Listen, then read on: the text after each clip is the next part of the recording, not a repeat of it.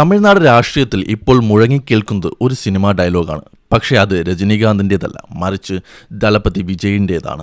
തമിഴ്നാട് നിയമസഭാ തിരഞ്ഞെടുപ്പ് ഫലങ്ങൾ പുറത്തു വന്നപ്പോൾ ലോകം മുഴുവൻ അമ്പരപ്പോടെ നോക്കി നിൽക്കുന്നൊരു കാഴ്ചയാണ് അവിടെ കാണുന്നത്. വിജയുടെ തമിഴക വെട്രിക്കഴകം അഥവാ ടിവിക്ക് നേടിയ അവിശ്വസനീയമായ വിജയം വെറുമൊരു നടൻ്റെ രാഷ്ട്രീയ പ്രവേശനമല്ല, മറിച്ച് ദശകങ്ങളായി തമിഴ്നാട് ഭരിച്ച രണ്ട് വൻമരങ്ങളെ കടപുഴക്കുന്ന ഒരു സുനാമിയാണ്. എന്തുകൊണ്ടാണ് വിജയുടെ ഈ വിജയം MGRൽ നിന്നോ NTRൽ നിന്നോ വ്യത്യസ്തമാകുന്നത്? ആദ്യം നമുക്ക് ഈ വിജയത്തിൻ്റെ കണക്കുകളിലേക്ക് നോക്കാം. മുൻപ് വിജയകാന്തിൻ്റെ DMDK അവരുടെ ആദ്യ അംഗത്തിൽ നേടിയ 8% വോട്ട് ഷെയറായിരുന്നു ഒരു പുതിയ പാർട്ടിയുടെ ഏറ്റവും വലിയ നേട്ടം. എന്നാൽ വിജയുടെ TVK ഇത്തവണ നേടിയത് 34.92% വോട്ട് ഷെയറും 108 സീറ്റുകളുമാണ്. ഓർക്കണം, ഒരു മുന്നണിയുമില്ലാതെ തനിച്ചു മത്സരിച്ചാണ് വിജയ് ഈ നേട്ടം കൊയ്തത്. ഭരണപക്ഷമായ DMK 23 സഖ്യകക്ഷികളുമായി മത്സരിച്ചപ്പോൾ വിജയ് നേരിട്ടത് കേന്ദ്ര ഏജൻസികളുടെ സമ്മർദ്ദത്തെയും സംസ്ഥാന ഭരണകൂടത്തിൻ്റെ എതിർപ്പിനെയുമാണ്.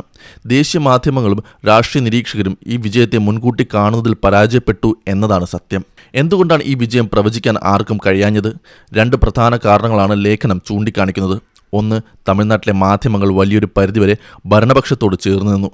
രണ്ടാമത്തെ കാരണം, ദേശീയ മാധ്യമങ്ങൾ തമിഴ്നാട് രാഷ്ട്രീയത്തെ ഡൽഹിയിൽ നിന്ന് നോക്കിക്കണ്ട നോർത്ത് സ്പ്ലൈനിങ്. പലരും വിജയിനെ താരതമ്യം ചെയ്തത് 2013 ആം ആദ്മി പാർട്ടിയോടാണ്. എന്നാൽ ഡൽഹി പോലൊരു ചെറിയ നഗര സംസ്ഥാനമല്ല തമിഴ്നാട്. ഇവിടെ ജാതിയും പണവും വലിയ സ്വാധീനം ചെലുത്തുന്നു.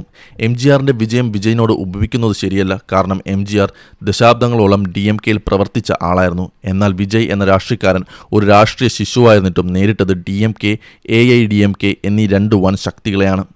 സിനിമാ നടൻ ആയതുകൊണ്ട് മാത്രം കിട്ടിയ വോട്ടുകളാണോ ഇത്? ഒരിക്കലുമല്ല. 2008 മുതൽ വിജയ് തൻ്റെ ആരാധക കൂട്ടായ്മയായ വിജയ് മക്കൾ ഏക്കം വഴി താഴെത്തട്ടിൽ പ്രവർത്തനങ്ങൾ നടത്തുന്നുണ്ടായിരുന്നു.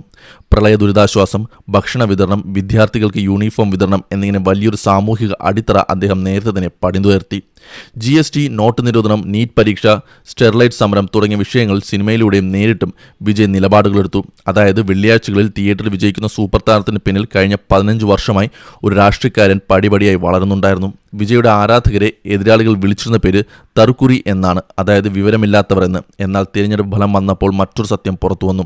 വിദ്യാഭ്യാസം ഉള്ളവരും PG ബിരുദധാരികളുമാണ് വിജയനെ ഏറ്റവും കൂടുതൽ വോട്ട് ചെയ്തത്. സമൂഹ മാധ്യമങ്ങളിൽ പരിഹസിക്കപ്പെട്ടപ്പോൾ ആ വോട്ടർമാർ തങ്ങളുടെ മറുപടി പോളിംഗ് ബൂത്തിൽ രേഖപ്പെടുത്തി. ഇതൊരു സൈലന്റ് വോട്ടർ വിപ്ലവമായിരുന്നു. വിജയ് മുന്നോട്ട് വയ്ക്കുന്നത് ദ്രാവിഡ രാഷ്ട്രത്തിന് എതിരായ നിലപാടല്ല, മറിച്ച് ദ്രാവിഡ പാർട്ടികളുടെ ആധിപത്യത്തിന് എതിരായ നിലപാടാണ്. പെരിയാറിനെയും അംബേദ്കറെയുമാണ് അദ്ദേഹം തൻ്റെ പ്രത്യയശാസ്ത്ര നേതാക്കളായി കാണുന്നത്. അതുകൊണ്ട് തന്നെ ഇതൊരു മതേതര സാമൂഹിക നീതിയധിഷ്ഠിതമായ രാഷ്ട്രീയമാണ്. തമിഴ്നാട്ടിലെ ജാതി രാഷ്ട്രീയത്തിനും പണക്കൊഴുപ്പിനും മുകളിൽ വിജയ് എന്ന വ്യക്തിയുടെ സ്വാധീനം ജയിച്ചിരിക്കുന്നു. തമിഴ്നാട് രാഷ്ട്രീയം ഇനി പഴയതുപോലെ ആയിരിക്കില്ല. ഇനിയുള്ള കാലം വിജയുടേതാണ്. അദ്ദേഹം തൻ്റെ സിനിമകളിൽ പറയുന്നത് പോലെ "ഐ ആം വെയിറ്റിംഗ്" എന്ന് വിജയ് പറഞ്ഞപ്പോൾ തമിഴ്നാട് ജനതയും കാത്തിരിക്കുകയായിരുന്നു ഒരു പുതിയ മാറ്റത്തിനായി. ആ മാറ്റം ഇപ്പോൾ സംഭവിച്ചിരിക്കുന്നു.